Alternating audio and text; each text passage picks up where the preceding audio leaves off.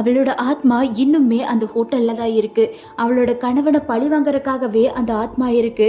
அதனாலேயே அந்த ஹோட்டல்ல நிறைய அமானுஷங்கள் நடக்க ஆரம்பிக்குது. இந்த விஷயம் எல்லாமே தெரியாம அவளோட கணவன் இன்னுமே தன்னோட வாழ்க்கையை வாழ்ந்துகிட்டு இருக்கா. ஆனா அந்த இடத்துல நடந்த விஷயமே வேற.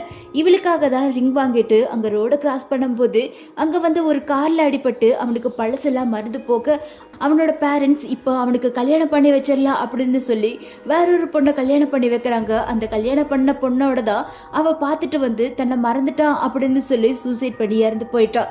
இந்த விஷயம் இன்னுமே அவனுக்கு தெரியாது. இப்போ சடனாக அவனுக்கு பழைய நினைவுகள் வர அவளை பார்க்கறதுக்காக அந்த ஹோட்டலுக்குள்ளே வந்து பார்த்தா இப்போ அந்த ஹோட்டலே வேற மாதிரி இருக்கு. அவனும் அவள் தங்கியிருந்த அந்த ரூம்குள்ளே போய் பார்க்கும் போது தான் அவனுக்கு தெரியுது அவளோட பிணம் இன்னுமே அந்த இடத்துல தான் இருக்கு, வெறும் எலும்பு கூட.